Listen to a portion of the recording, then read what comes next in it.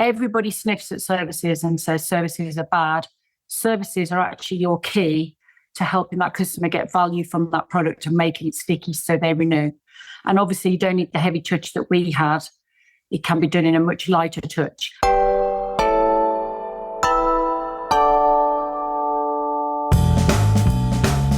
Hello and welcome to this episode of Confessions of a B2B Marketer. I apologize for my audio. I am traveling and didn't bring the microphone. So throughout this episode, the audio on my side may be slightly worse. I apologize for that. It's only going to happen for one more episode. So today we have an interesting one, slightly different from the typical episode you may hear, but we have somebody who has been on the whole journey in B2B. They have started and grown a services and software company from nothing, raising no money, to going public within 17 years and then selling the company a few years later. If Elizabeth Gooch, MBE, is joining us to talk about that journey, we dig into the balance between services and software, the need or the power of a guarantee, and then what worked for them 15 or so odd years ago to find these big enterprise customers. So we'll jump into that in a second. But before that, we have to give a big shout out to Fame.so. They're producing this show. It's also my business. If you're a B2B company and want to start a podcast that will have a multitude of benefits for your brand, not just increasing brand awareness, then go to Fame.so, request a proposal, say that you came from Confessions of a B2B Marketer. With that, let's jump into the discussion with Elizabeth now. Elizabeth, welcome to the show. Hi there, Tom. Nice to meet you. I think it was a comment maybe on a LinkedIn post regarding bootstrap businesses. Yeah. And your comment was super insightful, and the DM conversation we had afterwards also insightful. And so what I'd love to do in this episode is dig into that experience you had with your business over the past, I think, 12 years with EG Solutions. And first we'll just set the scene, and then I want to just understand the balance we have between software and services and how that changed throughout the lifetime of the business. And then I'm sure there'll be other stuff we'll get into, but does that make sense? Are we good to go? Yeah. Cool. So if we could start off just by understanding when the business started, what the business does, and then we'll take it from there. Yeah, sure. First of all, to let you know that it was actually acquired in November 2017. So it's what it did. And actually the post-2017 stories is probably as interesting as the journey that we went on from launch. But audaciously, at age 26, I went into a bank and said I want to open a bank account to start a consultancy to improve performance in financial services. And I was laughed out of there. It was HSBC. Then I got laughed out of Barclays, Lloyds, and so on and so forth. And ironically, they all became customers in the end. But my career prior to that, I'd worked in industry. My dad had said you need to get a proper job. So I'd gone into financial services and just basically saw chaos, people. It was very people-centric, the way that work was being managed. Because I'd worked in industry alongside production lines, my head thought in production line thinking. So I developed a process, which I call the process for managing, which was a consultancy service to start with, that actually just basically lined people up along a production line and got the work flowing much faster and streamlined the work, etc., and cleared backlogs, reduced stress for everybody, and so on and so forth. And that was really good. And I kept applying for jobs to be promoted and being told no because I was too young. So I thought, oh, sod this. So I left to start a company, and hence the story of walking into a bank and saying that's what I wanted to do. I ended up with a bank account with the post office, which was a bit of a random place to get a bank account. I mean, you could get a bank account anywhere now if you want to start a business, but you had to beg, steal and borrow to try and convince people that you were kosher. The principle behind the business was improving operational performance. And I spotted in the organisation I was in, there was a problem and been told the similar problem in other places. So I didn't build any tech at all for 12 months. I actually went into organisations to solve the problem and see whether the problem was a common problem. And it absolutely was. So I think that was the first learn really, is that what is the problem that I wanted to solve? And we had a very clear idea of what that was. So just to jump in there, so pre-starting the company, you built up some expertise because of the roles you were doing previously. And then you're trying to progress in the area and people were like, no, you're too young, etc. And so then you're like, okay, I'll just take my expertise and I'll go to other companies and I'll sell that. That's essentially how the company started. 100%. Sell that expertise. And with the view to building, I'm going to be completely honest and say building spreadsheet database type system to support it. That was the thought process. Makes sense. First 3 consultancy assignments, all the same problem. And I just have a style of just getting alongside senior management and talking to them about, look, this is the problem and this is how we're going to fix it.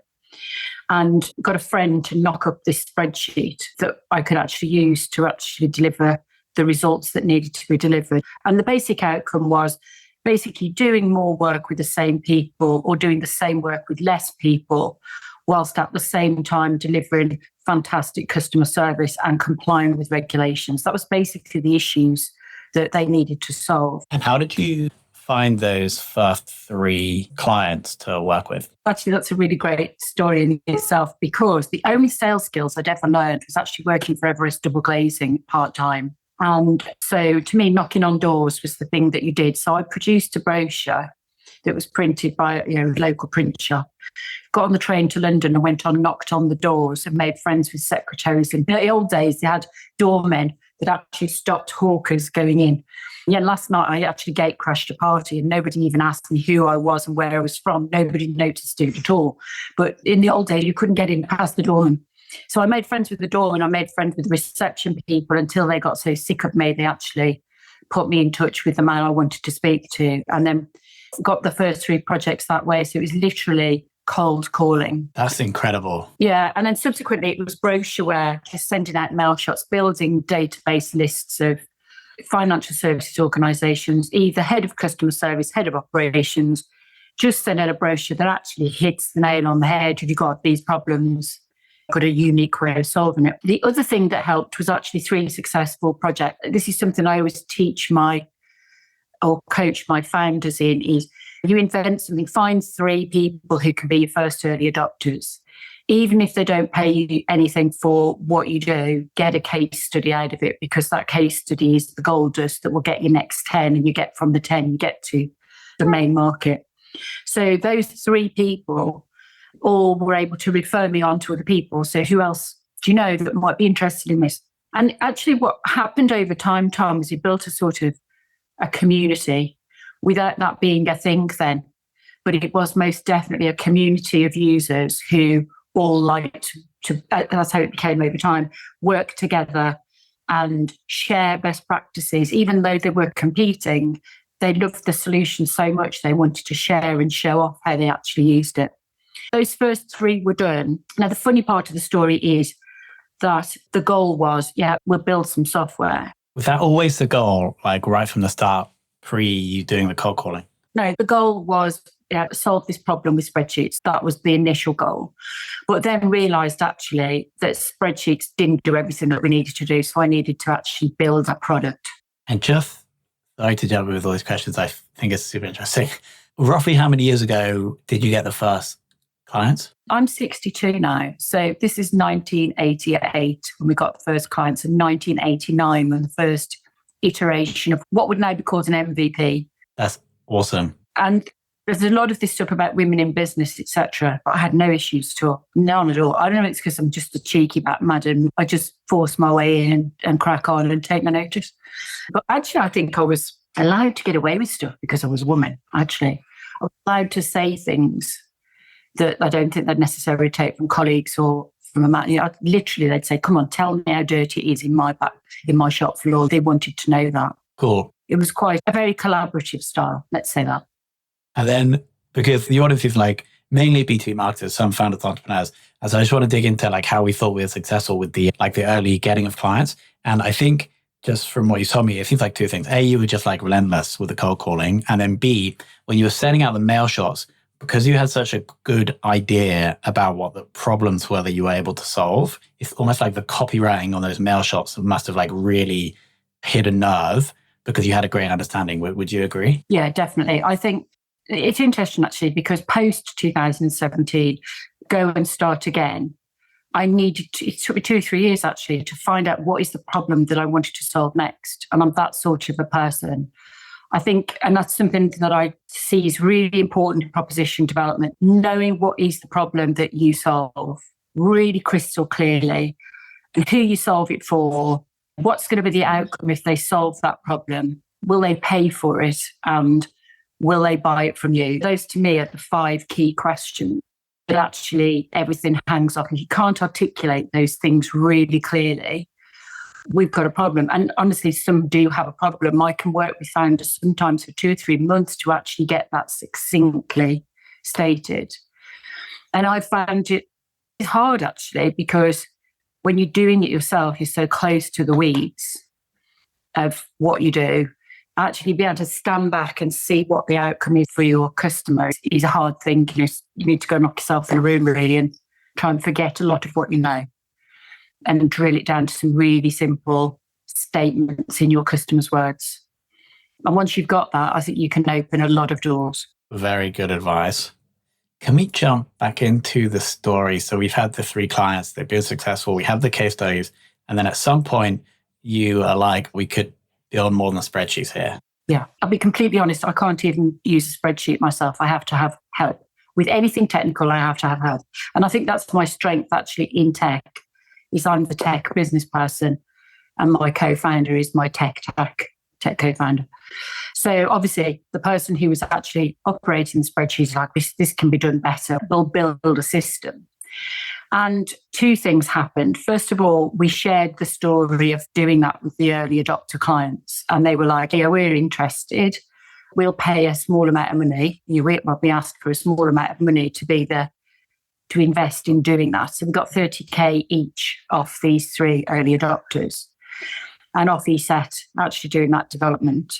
And we produced that first iteration of that software, and it's sitting on whatever you would call the machines then. They certainly weren't laptops, but they're sitting on a machine.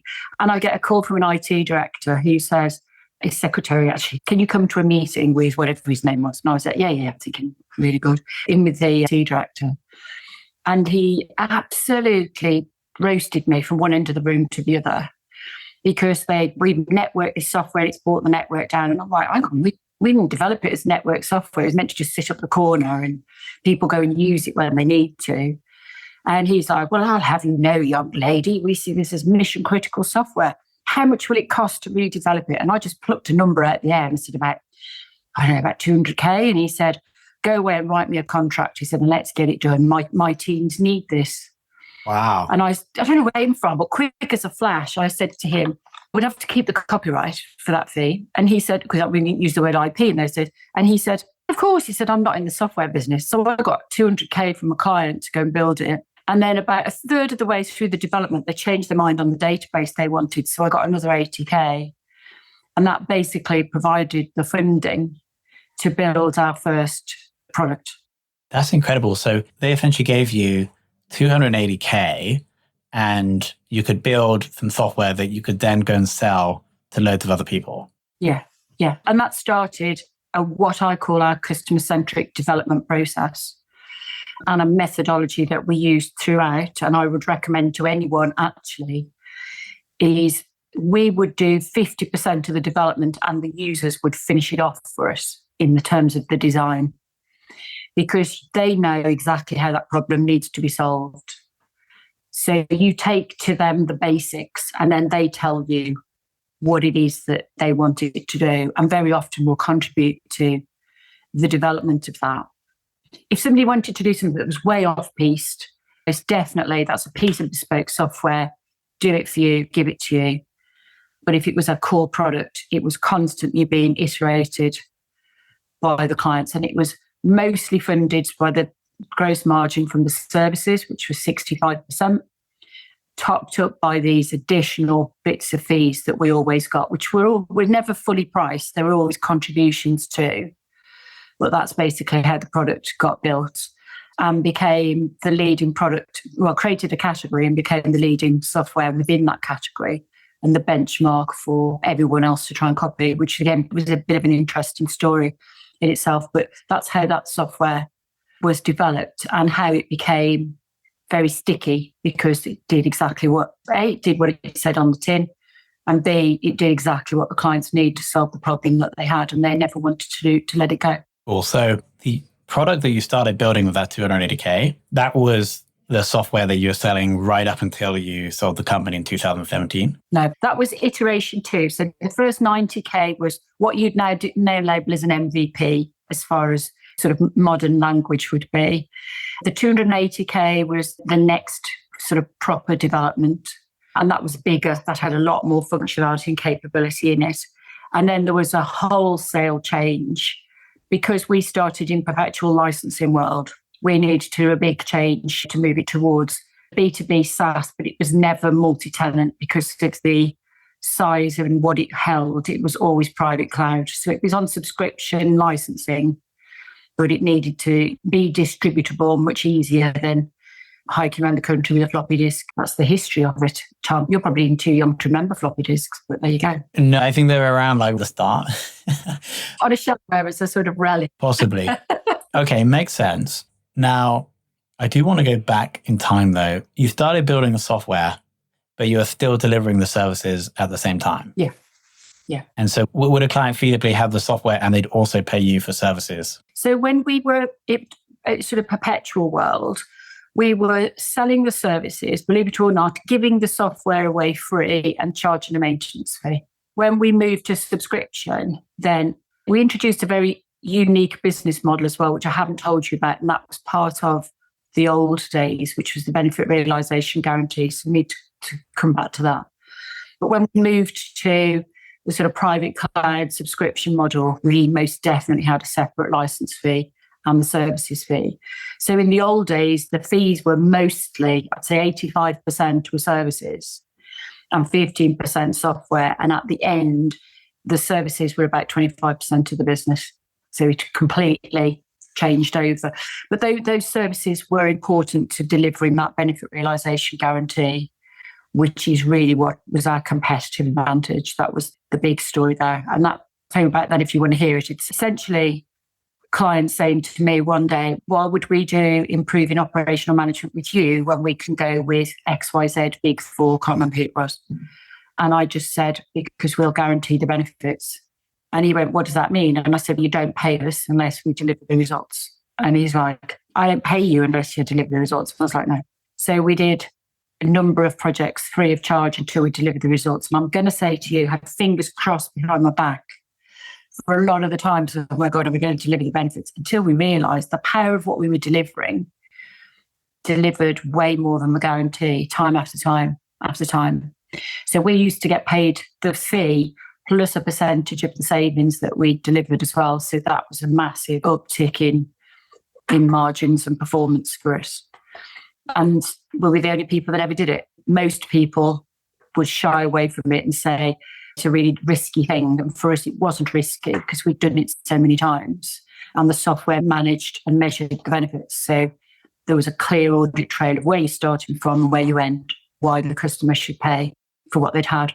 Do you think that you were able to do that because you're better than everyone else, simply because you've just been doing it for longer than everybody else, or was there some other magic source? I think it came back to the expertise at the beginning that you've talked about earlier, knowing that it worked and obviously doing projects without the software to start with, knowing what you were doing. The software tracking it was obviously really helpful because then there were 3 times that we didn't get paid for the benefit realization guarantee. And that was because the consultant hadn't properly tracked, or the person who was doing the implementation hadn't properly tracked. So we were like, well, that can't happen. You know, if you have a rule of 3, if you make a mistake 3 times, you need to go and sort of give yourself a good beating, really. So we make sure the software can actually track it so that it's very clear to everybody and transparent all the way through. That will be done. So I think we had a very subject matter expert skill set. That's what people talked about us. Our people were very well trained, good bedside manner, understood the client problem and the clients and the way they tick. And the software just worked. You know, it just did what it needed to do because it was a perfect fit. It was like a hand in a glove in terms of what they needed and what it could do. Makes sense. So obviously the guarantee was helping you sell the software and services. Was there anything that either you or other people in the team were doing on the marketing side that you thought was particularly impactful? I've listened to some of your podcasts and I listen to marketing stuff now. And I'm like, God, if we had known then what is available now, we would have been, global rock stars. Because actually marketing was a very hard slog. But the interesting thing, a lot of the old stuff is coming back. I don't think there's anything wrong with a targeted mail shot because people don't get mail. They get as many emails as I used to get rubbish through my post box. And they delete, they don't read them. But then you get a letter from somebody that, or something that catches your eye. I think events are really, really powerful, and we were amazing at events. We went to the events where our customers hung out. I think that's a modern way of doing sort of social marketing, is to hang out where your customers are. We hung out where they were physically. But I'm going to say our digital marketing was very rudimentary compared with what's available now. So we had a lot to learn from that point of view. Could have done with your podcasts way back. Makes total sense. So direct mail events were, like, you would say, the key growth drivers. Alongside, they were probably amplified by the cold calling. Yeah, cold calling. Yeah, definitely. SDRs. We had an SDR who was a qualified banker, and he was relentless. So he talked the talk of the customers, but he just never took no for an answer. But he could have conversations with people. So he would probably do, 25 calls a day rather than the 50 that you might expect now, but they'd be 25 well-researched calls, building relationships with people, knowing that he could go back to them. If we wanted a company, he wouldn't give up till he got it. I mean, this is the old school playbook. And this was working up until you sold the company in 2017, right? So cold email, direct mail, events. Yeah. And what was also working was the recurring revenue model, obviously, which everybody knows. We had, because the value that people saw in our contracts, and it was enterprise, minimum 3-year term, up to 7 years, with no cancellation clauses in those contracts. So the contracted recurring revenue was very valuable. Yeah, nice. And you mentioned about the services software split. When we're doing all these outbound campaigns, events, etc., were we selling the software in first, or were we going to the client, understanding what they wanted, and then selling the services or software, or did it come together? Never selling any of that. We were selling a result. We're actually saying, have you got this problem? Would you like this outcome? You need to speak to us. It doesn't say, we've got a software package that does this. That to me is like a supermarket shelf where there's tins of beans. I'm hungry. Do I want a tin of beans or do I want a tin of tomatoes? No, this was very targeted. I want this customer. You've got this problem. We can solve it for you. Let's go get it. Interesting. And sell it. We sold financial services, telcos, BPOs, so business process outsourcers, local government, utilities, so big service sector organisations. It's not like we were talking selling to SMEs where there were thousands. These companies were in groups of hundreds in the different territories that we sold in. So that's a small market, really. So you've got to be very precise in what you're doing and going after them.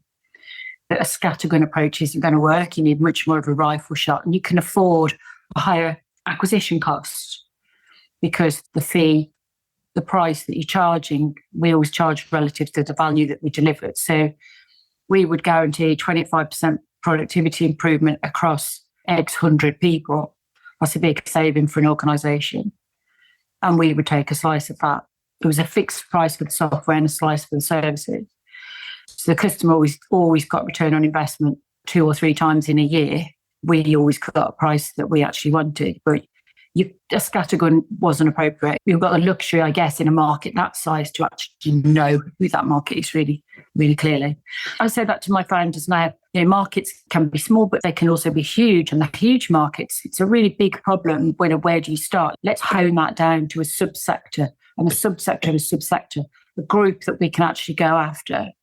Because half the time you don't need that many in order to actually hit your targets. So trying to market to the world is possibly wasting money. Let's look at what we actually want and how can we most efficiently go after it. I really like what you're saying about you're selling the solution to a problem, because really the client, I guess, doesn't really care if they're buying software or services. They want the outcome. That makes total sense. But you mentioned that there was a fee for the software and then there was a performance-based fee for the services. Could you just clarify what you mean by that? Yes, I'll talk about the end game rather than the earlier days, because we were making this all up as we went along. So the end game, actually, Tom, just need to step back a little bit, because I made a statement earlier about pioneering a market. That is a really tough gig to do. Nobody else did what we were doing. Why is that tough? You would say, well, that's fantastic. Nobody's doing clear blue ocean, go for it. But when people are buying, and particularly when there's procurement teams, if they can't compare you with something and put you into a pigeonhole, it makes it very difficult for them to go, well, what are you? What is it? What do you do? What do you do? And that's a lot of the time why we sold the result rather than the product. Because actually selling the product, people would go, I don't even know what that is. So it was easier to sell the result. So we built this market and there was no competition other than other consultancies. And we had this sort of unique, the business model and the software was important, not just for the implementation and delivering the benefits, but sustaining those going forwards, which obviously then became our recurring revenue. That was good and helpful, but also not helpful from a pricing point of view. Like most founders, we really struggled on what should our price point actually be if we wanted to carve out the software separately from the services. When it was all in one, it was completely fine. When it was being carved out, it became more difficult. Anyway, very helpfully, some competitors came into the market and they set a price point. And that price point was for a lot less functionality and capability than we had. And so what we did was double it and we rolled with that. And we just found that over time, as they pushed their price up, we could push ours up even more. So we were actually always more expensive than the competition. And the competition were these big American firms, one of which ended up acquiring us, and one of the UK firm. So I think having the leading capability enabled us to increase the price of the software itself. But essentially, the software was sold on a per seat basis, named user basis. And the services were then basically a 6-month fixed timescale implementation that went from start to finish, implement the software, which was really easy, set it up, was a bit more complex because the processes were always messy, and then teach the people how to use it so they deliver the benefits. And in that 6-month period, we deliver the guarantee and get paid. So that's basically how it is. That model changed so that we got paid our license fee up front and the services later. Towards the end, that's actually where it was. And if over the 6 months, for whatever reason, you didn't hit the guarantee, then you wouldn't get the services revenue. But if you delivered the benefit and more, you would also get a slice of the upside. Yeah, that was before we listed. After listing, we had to stop that because the analysts, etc., didn't like it from a predictability point of view. So you try and become a bit more predictable and a bit more mainstream in what you do. The thing with you're expected to conform to a lot of norms, I think, when you're a listed business. And if you don't conform to them, then it starts to worry people. So sometimes it's just easy to just do what you've always do, what makes it easy for them, I would say. But yeah, that's how it went. Makes total sense. What an amazing story. I love all these things you were doing back like 10, 15 years ago. They're still totally applicable now. Yeah. But just took a lot to learn, actually, Tom. I think that was it. Because there was none of this community, tech community, podcasts, learning, none of that. Literally, you were a bit of it. You were either IBM or you were nobody. Do you know what I mean? And there was a little business in Staffordshire that started in my bedroom with £1 and a cat, building a tech product that was sold to big organisations throughout the world. It was bonkers, really. What a great run. Yeah. Absolutely amazing. Loved it. A thing we have to highlight also is that there was no external funds raised until the public listing in 2000. And when was that actually? 2005. 2005. I have two versions of this statement, actually. One is I say, you would never do that, would you? But actually, I see the effort the founders have to put into raising now. And with listing, it costs a lot of money and you've got the price to pay afterwards in looking after that listing. But actually 6 months of paid and you get onto the market and raising thereafter is so easy. Whereas I see it's almost these are full-time job for founders. They go from raise to raise with not a lot of time in between. Wow. What a story, Elizabeth. Thank you so much for sharing. Now, obviously, I understand that now you work directly with founders, etc. So yeah. Any founders listening will obviously link to Elizabeth's LinkedIn profile below. Go straight to her. Elizabeth, anything you want to share about that service that offering? It's a very personal service. It's a one-to-one with founders rather than one-to-many. But obviously, I've got a lot of battle scars that I've picked up over the years, and I'm happy to share. We've talked a lot of success today, but I'm happy to share the messy bits with them as well. But so I'm a very practical person. So sleeves rolled up, I'm a partner with founders to help them get from A to B. primarily they are looking for either raising, preparing to raise, or achieving their targets. And pre or post raise, they either need to achieve a target so they can raise, or achieve a target afterwards because they promised it to investors. So I spend a lot of my time on go-to-market as well as fundraising and financial management. That's the key things that I can bring to organizations. And I a lot of contacts as well to help them. Makes total sense. So many learnings. I'm going to try and list off a couple that I had. So 3 things that are still working today that worked a few years back: direct mail, cold outreach, and events, the power of a guarantee. And then also perhaps the most powerful one was that actually, I don't know if prospects or potential clients really care too much about how they get their outcome. You can deliver that with software or services. They just want the outcome. So those are 3 things I'm taking away. Anything else you think I missed there? Yeah, I think we should add to this that actually time to value for the customer is the most important thing that you can do. And how you measure product market fit is actually with your retention rates. If people are buying your product and ditching it quickly or not renewing at the end of their first period, it's because they're not getting value from it. So everybody sniffs at services and says services are bad. Services are actually your key to helping that customer get value from that product and making it sticky so they renew. And obviously you don't need the heavy touch that we had. It can be done in a much lighter touch. I think there's a bit of an aversion to services in SaaS businesses because of the impact on margin, but the counterbalance to that is the benefit to your retention rates by having some services gives better value to the customer, better value to the business. And we'll finish on that. Elizabeth, thank you so much for your time. Thank you, Tom. Thank you so much for listening. I hope you enjoyed that discussion. It was awesome. Elizabeth, thank you so much for coming on. I really enjoyed it. Now we have to give a shout out to Samurai Links. A big chunk of customers for Fame, the business that produces this show, comes from Google Organic. Now we've been working with Samurai Links to acquire, in a good way, links to our domain. What this does is it means we can rank higher for terms that are relevant for people that are looking to buy our services. Now, when I say good links, what I mean is that I, as the founder, get to input valuable knowledge into posts that go live on other domains, and I have a link back from that domain to our domain. So maybe there's a post that's the 25 ways to improve podcast growth. I give my input, Samurai Links organize this whole thing for me. I get the link back to Fame from that domain. Their domain authority is high. It makes our domain look good, and then it helps us rank higher and make more, and therefore get more customers. So if you're interested in doing that, there'll be a link below for Samurai Links where you can go and check them out and potentially work with them. So with that, we have to give a massive thank you to Elizabeth. We have to give a massive thank you to Fame and Samurai Links for sponsoring, and we have to give a massive thank you for listening.